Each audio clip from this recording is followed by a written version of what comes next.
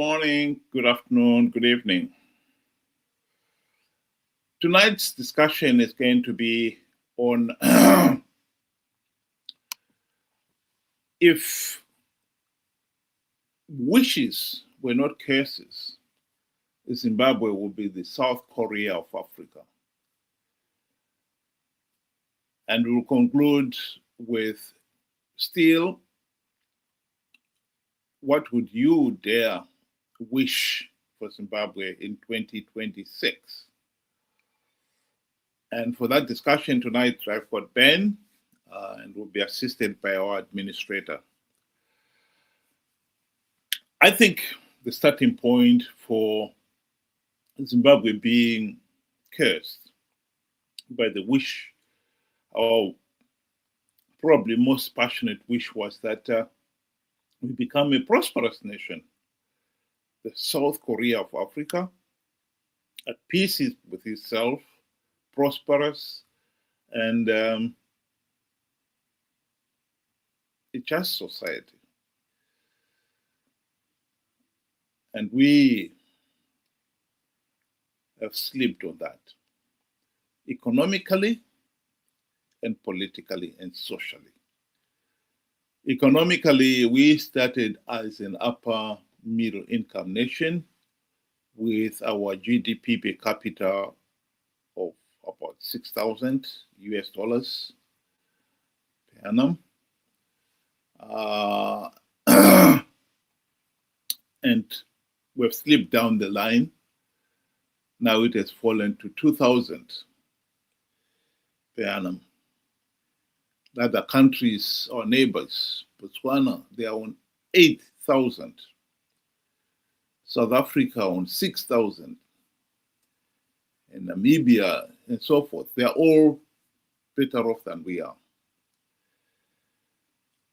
Politically, I think Zimbabwe has become one of the most politically unstable countries in the whole region. Since independence, as many as 40,000 people have been murdered by the regime for what one can only call selfish political interests. So economically and politically, we have become the North Korea of Africa instead of the South Korea of Africa. Good evening, Ben. Good day to you and good day to all viewers. Thank you for joining us. You know, if we had a wish, I think our wish was granted. We started from the best position. You know, when we inherited the country, Zimbabwe was primed for greatness.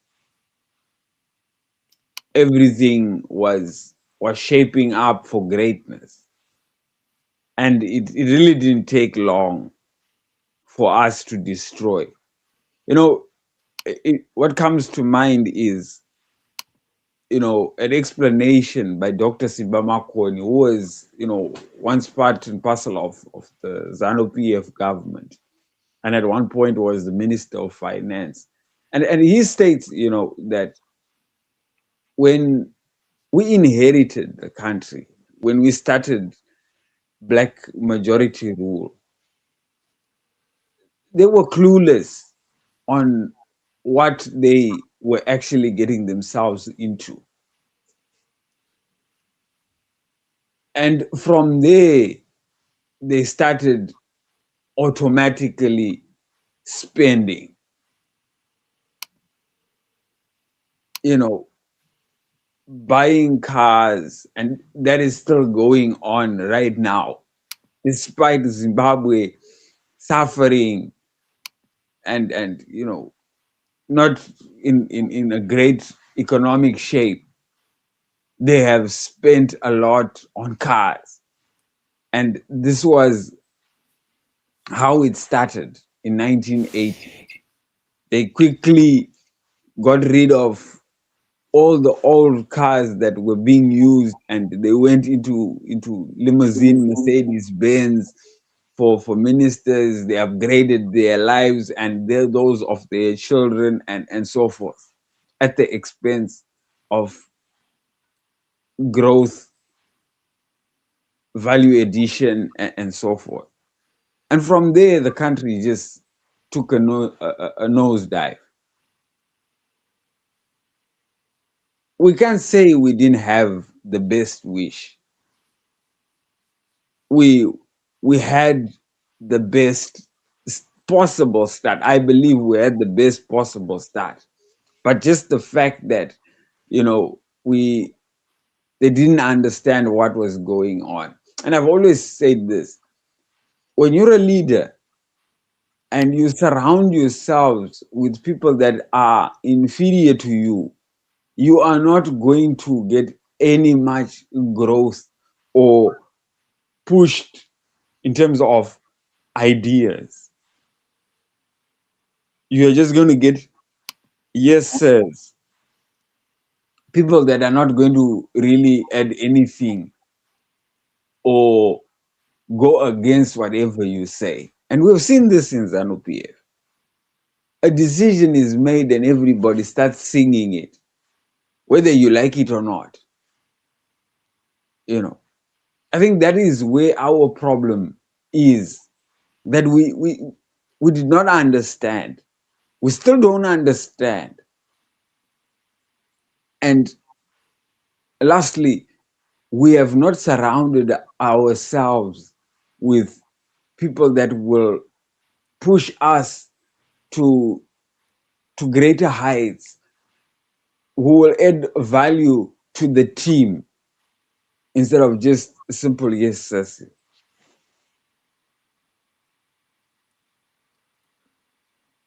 Yeah, well, it is a pity that when we gained our independence, as much as leaders like Robert Mugabe, I think he actually believed that what he was doing was the right thing. When he was talking of Kutsarushinji, scientific socialism, I believe he genuinely believed that he was going to deliver economic prosperity to the nation. The only problem people like that had is that also running parallel to the same argument was the overwhelming uh, focus on power.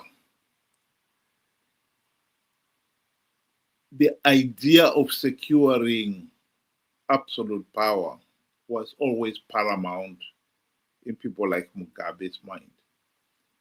You can see it back, if you go back to 1980. The elections, it was agreed at the Lancaster House that both ZAPU and ZANU would withdraw their freedom fighters from the field during the campaign period. It was agreed. They will be withdrawn to assembly points. But by the time Mugabe returned back to Zimbabwe, they had made up their mind that their freedom fighters, some of them would be withdrawn to assembly points, but a significant number were left in the field. And their message to the people was that if ZANU-PF does not win the election, the Bush war would continue. You can tell immediately that they did not care about free, fair, and credible elections, about giving the ordinary person a meaningful say in the governance of the country. All they cared about was to secure absolute power. So, as much as it was his wish that the country would be free, prosperous, the emphasis was always overshadowed by the need for the ruling elite to have absolute power. And they did not trust the ordinary people to exercise power in a meaningful way, in the sense that they may elect somebody else other than ZANU-PF. And that's why, from the word go, they never gave the people a meaningful say in the governance of the country. So it was a wish for the people, a wish for the leaders themselves, but this was a curse and not a blessing at all. And that's why we are where we are.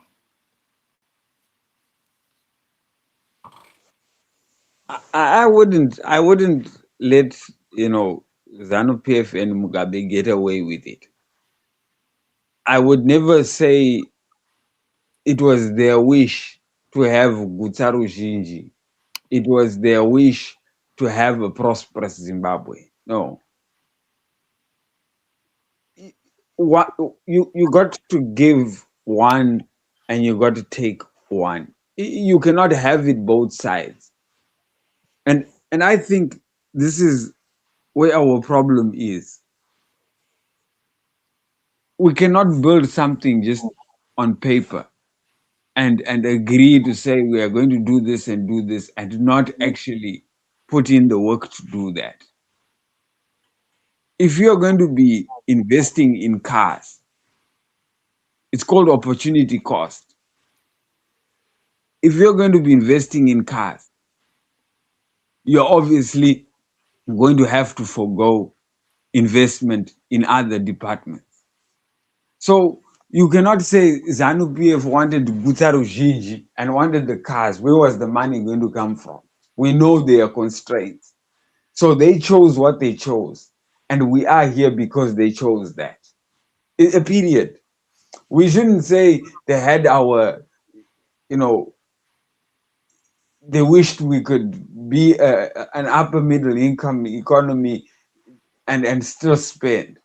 It was impossible. There were constraints.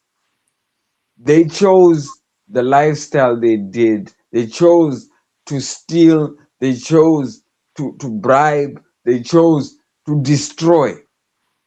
That's it. And with that, they left Zimbabwe where it is. We cannot say they had a good intention, but then they failed. They failed because their intentions were not right. And it is visible and evident with what the country is today. We should not let them get away with it.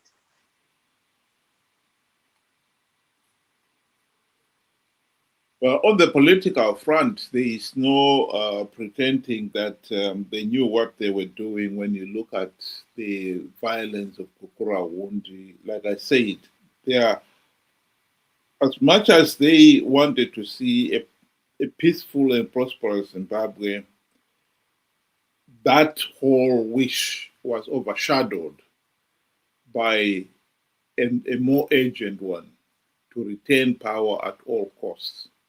And they were prepared to ride roughshod over the people, freedoms, and basic human rights to achieve that.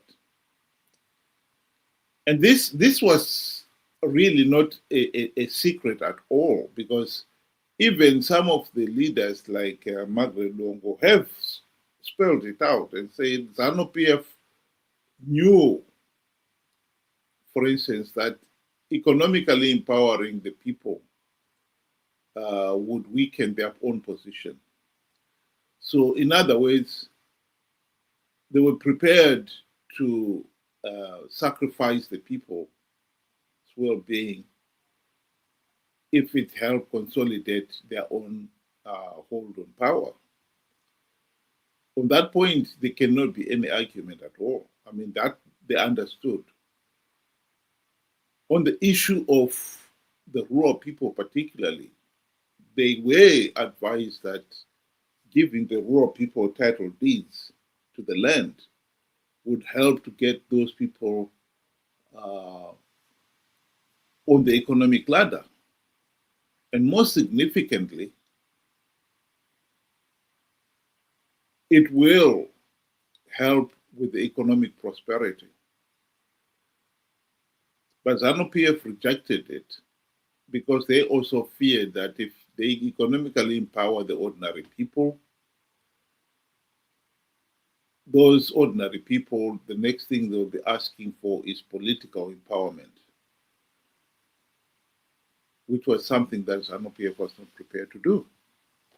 Here is Margaret Longo speaking on that very subject.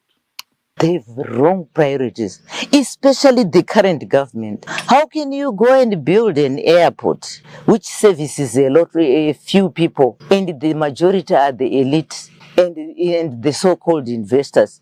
Look at the rural. I made you come to interview me because I wanted you to have the experience of the roads that we are using.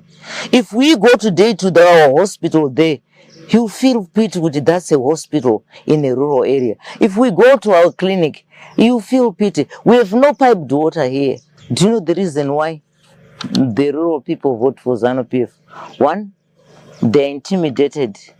Two, the policy is that the rural people should remain poor and subservient to the government. They should remain poor because if they remain poor, they continue singing the song for their master. This is why these people have been impoverished. It's for a reason. Because at the moment, if you economic empower these people, they'll go out of hand. ZANU-PF will never have control over them.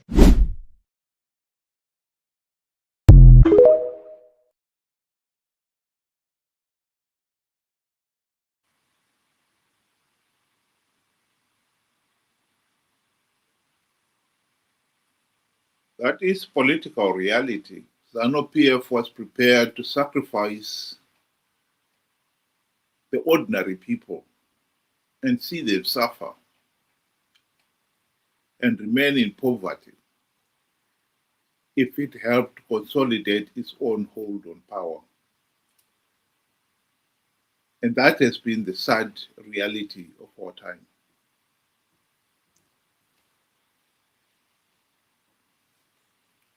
You know, the beauty of democracy is that it becomes a competition of ideas. It becomes a competition of outdoing the other in terms of good things, great things. And this is why in the first instance I said, you know, ZANU-PF chose this path where they closed all avenues for competition. They closed all avenues for surrounding themselves with bigger and better ideas. Because I mean, if Zimbabwe is to grow and was to grow, you needed bigger ideas because what we had was already a big idea. So we needed to make it better. And once they chose to be a one party, you know, state, that Zimbabwe becomes a one party state, you gave away everything. So, you know, I agree with Margaret Dongo there to say they deliberately did this. They deliberately plunged Zimbabwe into this mess. And they continue to do it because nothing has changed. The ideology is still the same. The mentality within ZANU-PF is still the same. There's nobody that has said, hold on a minute, what we are doing, this is wrong. In fact, the president, Emerson Mnangagwa, says, don't listen to whatever they are saying. We are right because we are doing what is good for our country. But when you look at the surroundings, it doesn't show that there is great things happening. You know, in this week here, we were talking about people that, you know, wanted to travel to their rural homes. They cannot travel to their homes because the roads are gone. Those are not great things. Those things were there. Those things just needed maintaining. Those things needed ideas. They needed somebody that would bring up better ideas. How do we, you know, get better road networks? That is leadership. So ZANU PF deliberately, we should not let, say they had good intentions or they had bad intentions, period.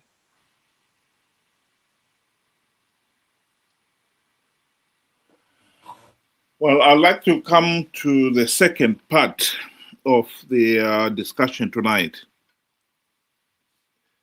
What can one dare wish for Zimbabwe in the coming year,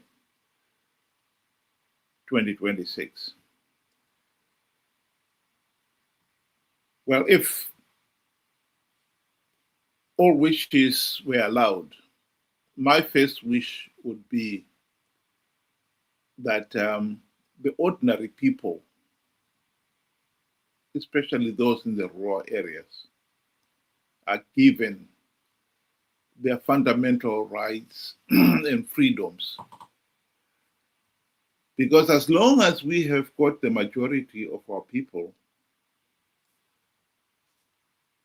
being no more than medieval serfs, we can talk all we want about Zimbabwe being independent. The reality is the country will never be, will always be far from being independent. You cannot be a free nation while a good 60% of those are no more than half slaves. So if my wish was to be granted, it would be that the rural people should have their freedoms and their basic human rights restored. And the most meaningful right to the rural people would that they should have title deeds to even 1 or 2 acres of land on which their mud hut is built. This will have an economic impact, a transformative economic impact for the country, the whole country. Because I believe that if you give the people the right and the confidence that they own the land, they will build for themselves better housing structures, and they will improve that piece of land by planting trees, digging wells, and so forth. That would make a world of difference economically, socially, and politically. Because to underline what ZANU-PF leaders were themselves fearful of, I am convinced that once the people have had their foot on the economic ladder, they will begin to appreciate their political rights too. And they will not be pushed around as they are now. Politically, they will be able to think for themselves and act accordingly. So politically, the country will gain, economically it will gain, and socially it will also gain. So to me, I would say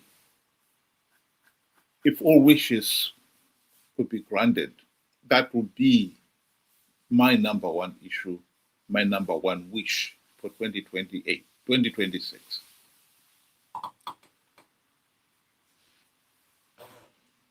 Well, my wish would be understanding, the understanding of what democracy is and what needs to be done to fulfill that. Because I have no doubt in my mind that if by any miracle we were to get rid of ZANU PF, we would most likely have another ZANU PF come through.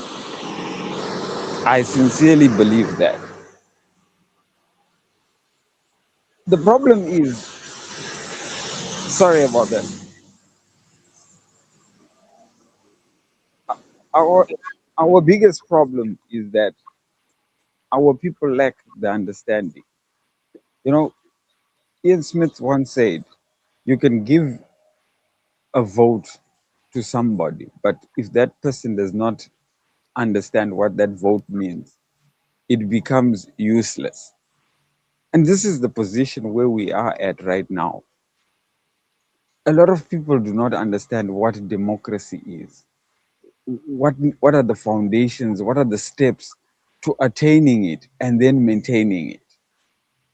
This is why you find whatever comes right now, whether Geza comes, everybody rushes towards it. Chamisa comes, they rush towards it. Even though he lied to them and whatever Geza said, it doesn't matter. They run with it because we lack that understanding. What are these people saying? What are the intentions? Does this have anything to do with democracy in it? The answer is no. And once we cannot figure that out, we are bound to keep making the same mistake. We will remove this ZANU PF, we will get another ZANU PF. It's just that simple.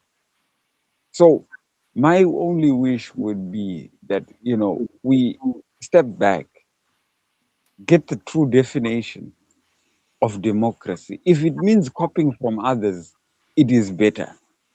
It's a step in the right direction. We don't have to go far. We can copy even Botswana. We can copy South Africa because they are doing it, they are living it. But we find ourselves, we are still busy participating in rigged elections, knowing fully well that this is just ZANU PF that is just going to win the whole thing. In fact, the whole composition of ZANU PF, is within the commission itself, the electoral commission itself. So that understanding, for me, is the fundamental thing that we need to get right the first time. And once we get that, I'm sure we can start piecing together, the roadmap towards attaining true democracy.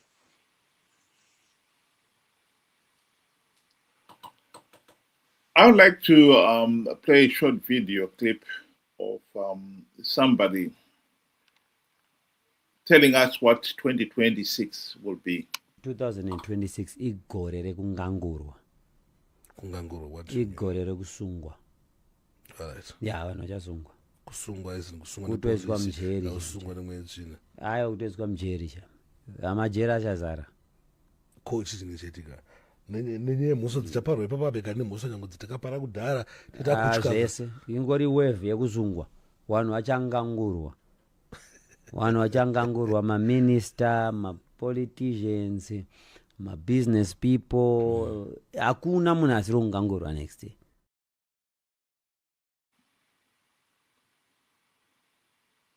Well, the idea itself appealed to me.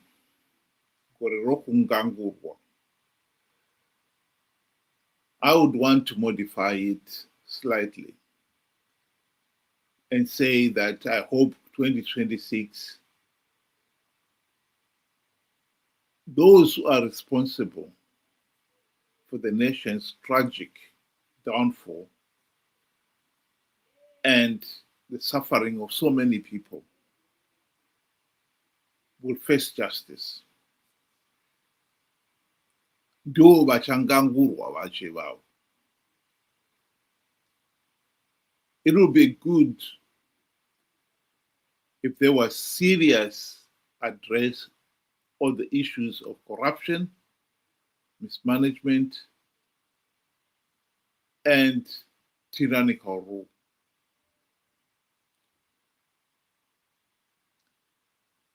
In 2026 is not likely to deliver it, unless, of course, we have another coup. or there are street protests to force this present regime to leave power. Short of that, we can still have that transformative year in 2028 if people were educated, like Ben was suggesting there, and understood what democracy is all about,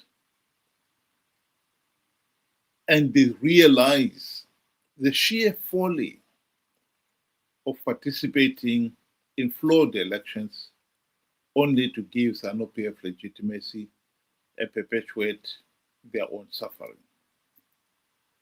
If people were to grasp that notion and understand it, I believe 2028, the people will refuse to participate in a flawed election. And unless millions participate, as in the past, SADC will deny ZANU-PF political legitimacy, as they did in 2008. The regime was forced to go into a GNU. And I would like to assure the people of Zimbabwe today that a new GNU will implement the democratic reforms, unlike the last one that failed to implement even one token reform. I believe the new one will implement those reforms. And that will be transformative in the sense that Zimbabwe will finally be able to move on, which is what we have been looking for all along. We will be able to have a healthy and functioning democratic system of government where elections are free, fair, and credible, and those who are elected into public office are accountable to the people. This will move Zimbabwe, put it back on the democratic path, finally, from which we fell off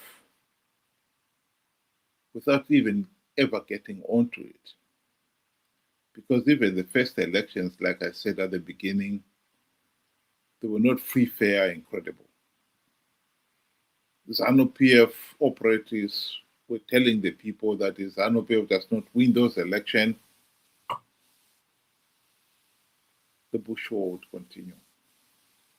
And that is not a recipe for free, fair, and credible elections.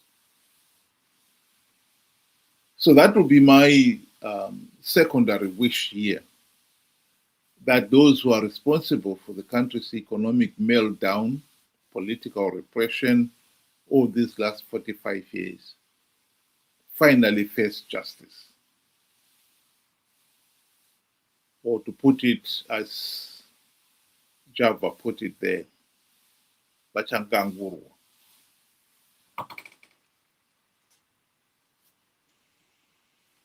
You know, the Java is controversial, yes, but I think he's got the inside scoop of what should be coming. But I mean, let's go back to the Gold Mafia documentary, and in that documentary, it shows that number one is basically responsible for all, you know, the laundering and the theft of gold that is happening within the country. Are we going to say in 2026, number one, Achangangurwe? I mean, we have to be realistic. I don't think that is going to happen. So, you know, of course, the GOAT guys will get arrested because we know the controversy that happened and the fallout that happened. And unfortunately, they were in the wrong side of the camp. This is why, you know, wakangangurwa. But the fact is, everybody within ZANU-PF right now is corrupt. And I don't see everybody getting arrested.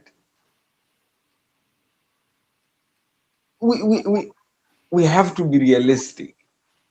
Whoever is going to be arrested is probably in the wrong side of the camp, or they're just going to be made scapegoats. ZANU-PF uses and tosses away. That has always been how they operate. In terms of wishes, I mean, a wish is a simple thing. I would wish you take the number one, which is the source of the problem, and everything else would follow. But in a realistic world, that will not happen. It will take something serious for that to happen. So I would rather stick with being realistic and say, again, I think it is for us, the people, to get a better understanding of what democracy is. Because every time when I look, right now, people flocked with Chamisa, but and when you look at the characteristics of Chamisa, there's nothing very different from ZANU-PF. There is really nothing different. He's selfish, center of control, he does not operate within any constitution. He just goes. And this is the person that we want to replace ZANU-PF with. To me, it bothers me a lot, to say, how can we get another shady character to replace with another guy? We have not learned from what we did with Mugabe, with Mnangagwa, and we're about to do the same thing. That is the worrying part. And that is my wish, that we start thinking and getting a better understanding of what democracy is. And the sad part is, we have got a wrong definition of democracy, and we are now saying that democracy doesn't work. Despite even observer missions giving us that your democracy is not the right one. It is flawed. It is illegal. They told us that our democracy is flawed and is illegal. And it does not even measure up to our constitution and international set standards.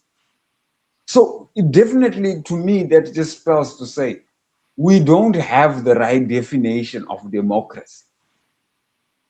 And we can never get to practice it when you don't know what it is. So we could wish to say, let's get this, let's get it right. Let's get that understanding. And those that are able to teach others, this is the time where we should be able to teach. That way, when we all get to 2028, we make the right decision.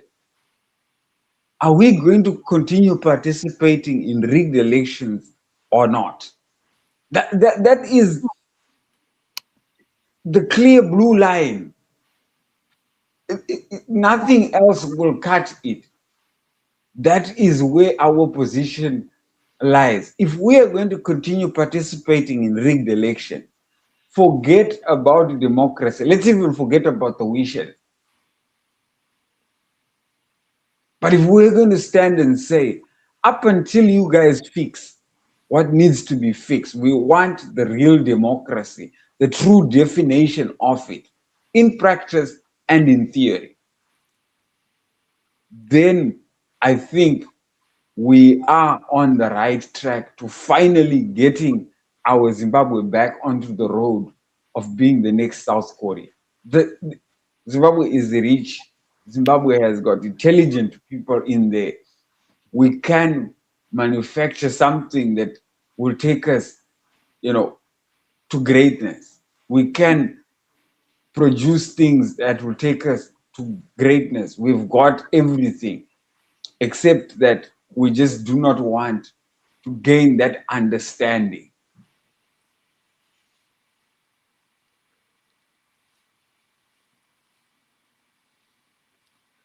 Well, one of the burning issues that has been had people engaged in these last 2 years was the issue of, did Chamisa lie to the people that he had plugged the vote rigging loopholes in 2023?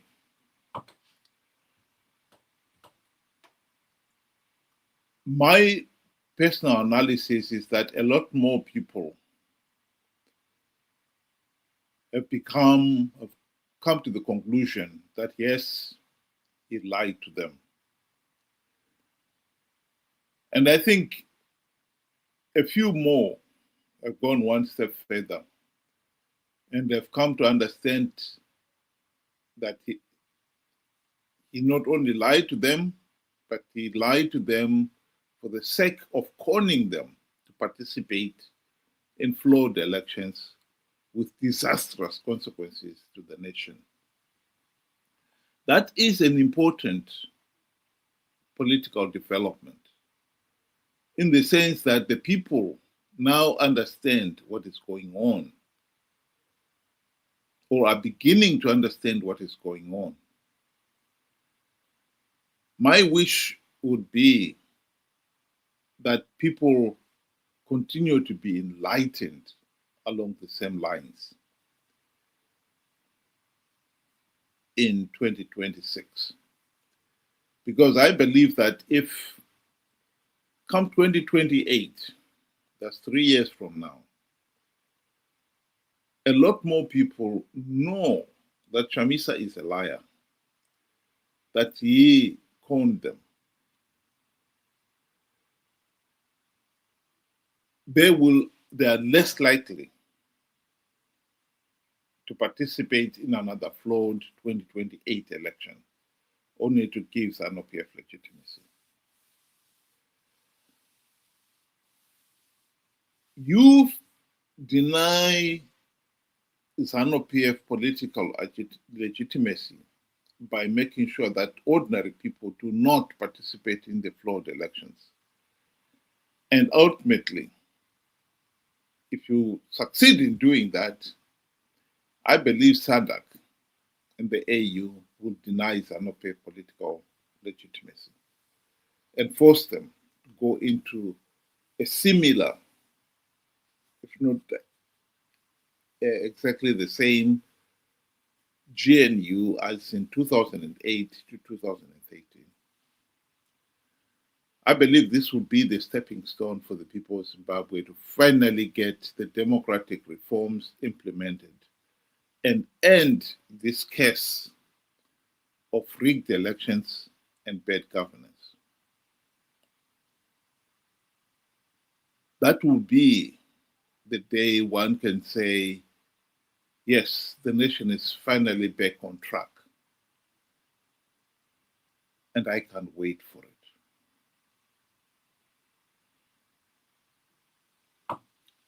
Thank you very much. Ben, do you want to give your closing remarks? In closing, I would say, I think characters like the likes of Chamisa have been found out by the people. And a lot of people agree that he lied and is a very dubious character. A lot of people also know nothing good will come out of ZANU-PF. But again, now it comes to the problem to say, what is the way forward?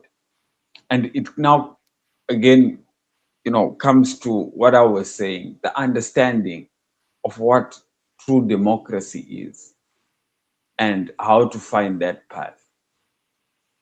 See, now we have a problem where people have become desperate because Chamisa sold them out. ZANU-PF sold them out. They are willing to go to whoever comes up with another narrative, whether it be Comrade Geza, whether it be whoever, they will follow.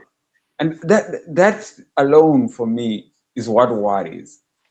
I'm saying Let us stop to think for a minute. What is this democracy that the international community keeps telling us? What is it that is different from our thinking of democracy and theirs? Because they are rubbishing ours. And clearly there is a problem because ours is not working. And once we get that understanding and we get the foundations and the requirements, the prerequisites right, I think we are on to something. And again, I say it starts by us refusing to participate in a flawed 2028 election.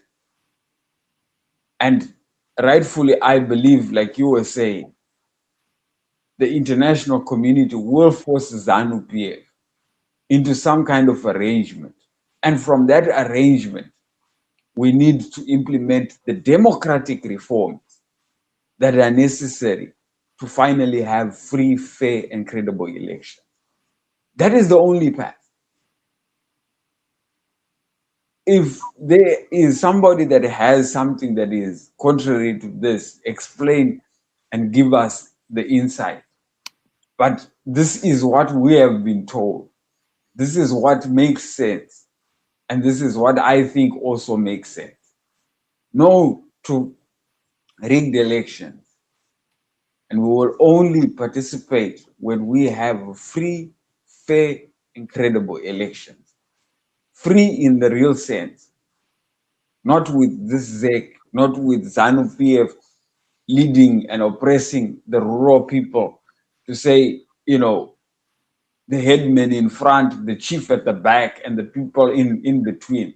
That is not free fair. Those people are being forced. Where you go to elections and you find you don't have your name there, that is not democracy. Where you go and you find your polling station hasn't got ballot papers because you're opposition, that is not free, fair, and credible elections. Where there is no verified voters roll, your name is not there, but your late great-grandfather's name is in there. That is not democracy. That is the wrong definition. So we are saying, as long as the situation remains the same, we have to stop participating in those elections, because it is our participation that gives ZANU-PF legitimacy at the end of the day. And we are tired of ZANU-PF and its oppressive means. Thank you. Thank you very much, Ben. Just want to remind the listeners there that we will be having a similar discussion, open discussion, where you're invited to join us. And the link is shown at the bottom of your screen there. The link is always the same for the Saturday and Sunday discussions. And so tomorrow we'll continue, and it will be our last discussion for the end of the year. And again, I think we'll continue on the same theme of what hopes can we have for the coming year, 2026. And we'll be exploring that from yet another different angle. In this case here, focusing mostly on what can we expect from the opposition. We cannot expect ZANU-PF to reform itself out of office. So what is the alternative? That will be the theme for tomorrow. So again, the link is shown at the bottom of your screen. And if you can join us and give us your views, we'll welcome that. It will be tomorrow, 6 p.m. UK time, 8 p.m. Zimbabwean time. Thank you very much, Ben, and thank you very much to the administrator. Have a good night.